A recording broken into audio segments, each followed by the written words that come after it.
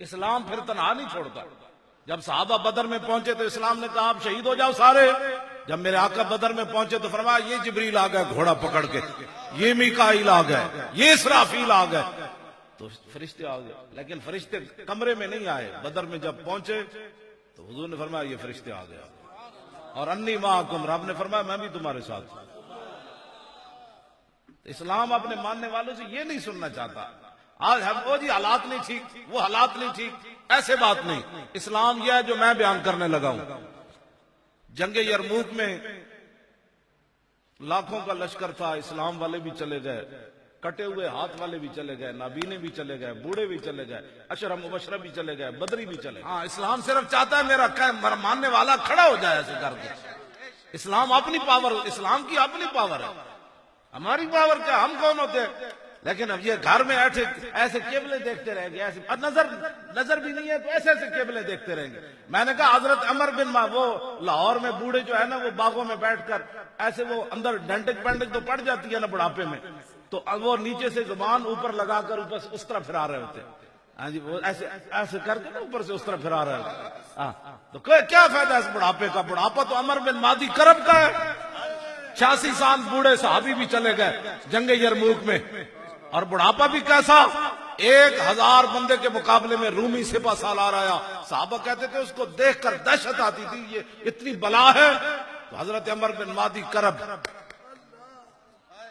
یہ غازی, یہ تیرے پراسرار بندے جنہیں تو نے بخشا ہے ذوق خدائی, دو نیم ان کی ٹھوکر سے صحرا و دریا, سمٹ کر پہاڑ ان کی ہیبت سے رائی, دو عالم سے کرتی ہے بے گانہ دل کو, عجب چیز ہے لذت آشنائی. شہادت ہے مطلوب و مقصود و مومن, نہ مال غنیمت نہ کشور کشائی. یہ مومن از عشق است و عشق از مومن است.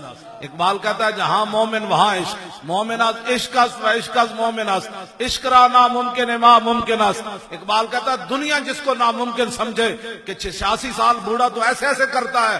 عمر بن مادی کرم نے 1000 بندے کے مقابلے والے کے گھوڑے کی دم پکڑ لی. فرمایا مقابلہ بعد میں ہوگا, اگر تو مرد ہے تو گھوڑا ہلا کر دکھا دے.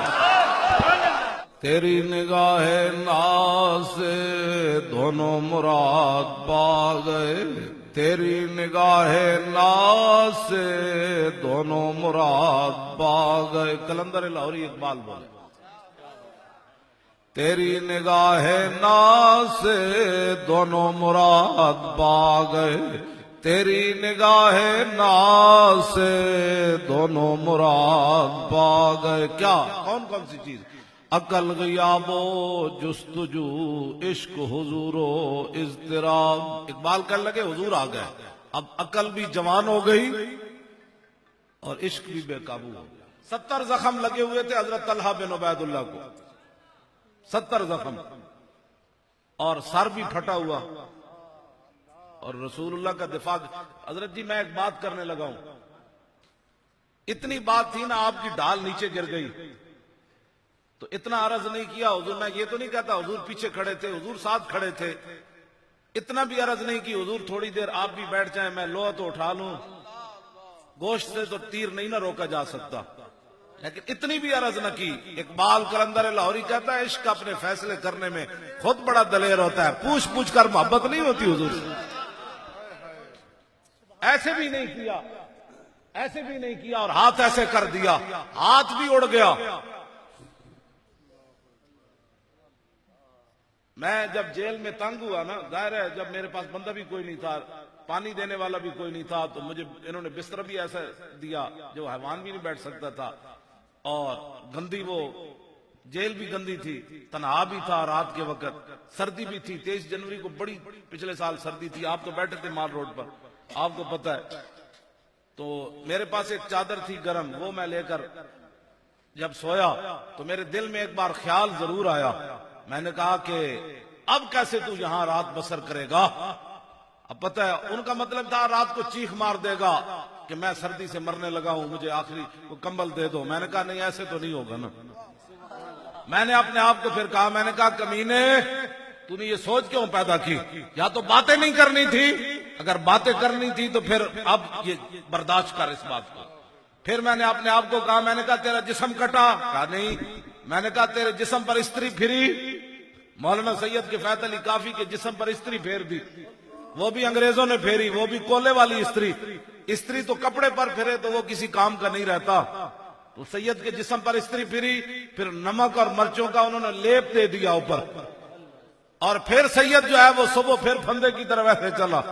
تیری نگاہ ناز سے دونوں مراد پا گئے، تیری نگاہ ناز سے دونوں مراد پا گئے، تیری نگاہ ناز سے دونوں مراد پا گئے۔ میں نے کہا اقبال اور جسم پر استری پھری ہو، نمک اور مرچیں جو ہے وہ لیپ کیا ہوا ہو، بابا کے لیے پھر پھندا لگ جائے تو بابا پھندے کو دیکھ کر پھر ایسے چلے اور تازی تازی نعت لکھ دے، یہ کیا ہو گیا؟ کہنے لگا تیری نگاہ ناز سے دونوں مراد پا گئے، تیری نگاہ ناز سے دونوں مراد پا گئے، تیری نگاہ ناز سے دونوں مراد پا گئے، تیری نگاہ ناز سے دونوں مراد پا گئے۔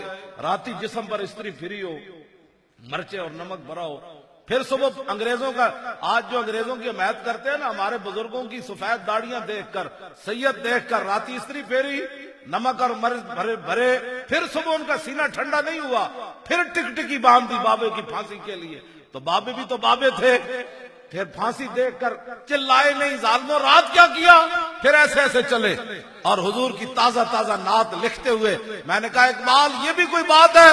کہا تیری نگاہ ناز سے دونوں مراد پا گئے، تیری نگاہ ناز سے دونوں مراد پا گئے، تیری نگاہ ناز سے دونوں مراد پا گئے۔ ہم ہر وقت ناموس رسالت کی بات کیوں کرتے ہیں؟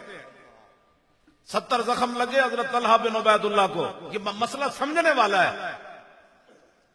ہاتھ شل ہو گیا، ختم ہو گیا، تابعین کہتے ہیں بعد میں ہم نے وہ ہاتھ لٹکا ہوا دیکھا جو حضور کا دفاع کیا تھا۔ یہ بھی نہیں جا کر عرض کی کہ ہاتھ تو صحیح کر دیں، جو مجلس میں آئے اور کہے روٹی نہیں ملی وہ تو مجھے جیب سے لگانا پڑ گئے، یہ محبت نہیں ہے۔ محبت یہ ہے جب ہوش آیا تو سوال کیا پوچھا، یہ نہیں کہا کہ میں ٹھیک بھی ہوں گا یا نہیں، 70 زخم لگے میرا خون بند کرو میں تو مر جاؤں گا۔ شاہ جی یہ ہے ساری روح اسلام۔ جب ہوش آیا تو حضرت طلحہ بن عبید اللہ نے ایک ہی سوال کیا، ما فعل رسول اللہ، مجھے چھوڑو حضور کا بتاؤ کیا حال ہے۔